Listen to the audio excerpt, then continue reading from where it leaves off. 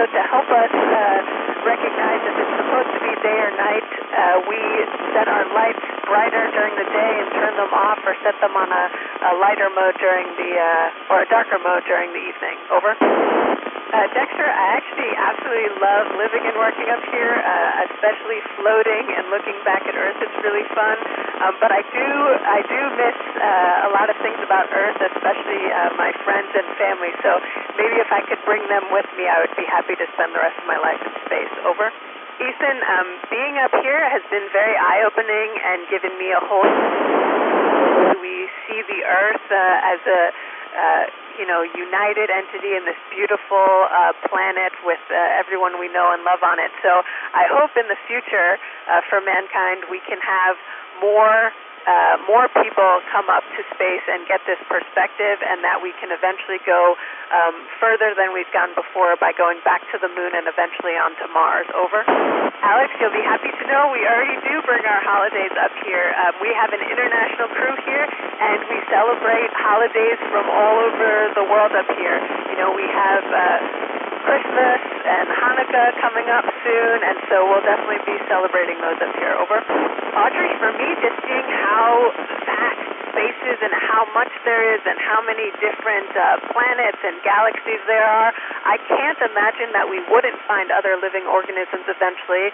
I don't know if they'll be as advanced as humans are, but I think we will find other living organisms. Over. Joseph, a lot of people feel a little dizzy and disoriented when they first get to space because of the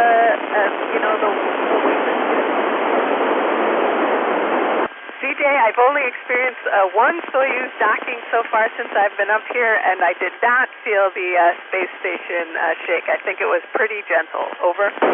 Wow, Joshua, that's a great question. So gravity is basically a force when you have any body of mass.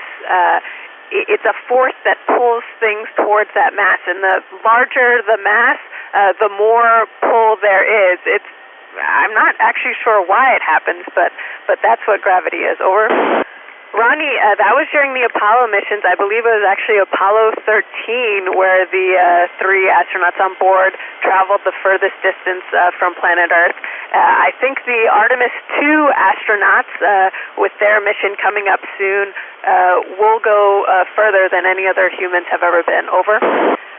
Chester, I haven't tried that yet, but I think what would happen if you had someone sitting on a swing and you pushed them, they would actually just keep going round and round and do loops rather than swinging back and forth, since there's nothing to pull them down. Over.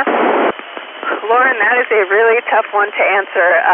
Every single time I look back at Earth, there's something beautiful looking back at me. Some of my personal favorites are when I come up on a coastline. There's a lot. That most of the Earth is ocean, but you don't realize it till you're up here that most of the time we look out the window, we see ocean. So I always get excited when I see a coast, and I know there will be people down there. Over. Philip, we're actually doing quite a few studies on that. We have an entire combustion integrated rack dedicated to studying fires.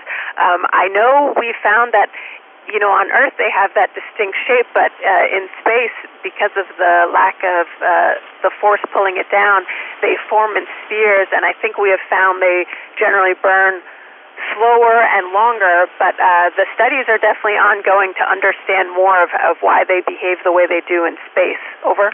Isabella, I actually have not seen a comet yet. The crew that was up here when I first got up here, they had been on the space station for just over a year when they headed back home, and I believe they saw some, but unfortunately I haven't seen any yet, but I'll keep looking out. Over. Hadley, we generally start work at about 7 to 7:30 in the morning, and we work all the way through to about 7 or 7:30 in the evening, so it's a pretty long work day where we're doing various experiments or maintenance or doing human research studies on ourselves.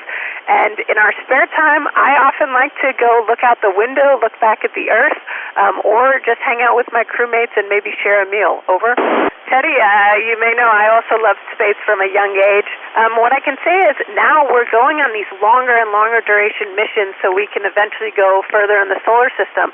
So something that's really important in addition to just studying hard and knowing the technical aspect of things is getting along with other people. You have to be able to compromise and work together as a team because you're living and working in such small, close proximity for long durations of time. So I think that's something that's really important is doing, team sports or team activities. Over.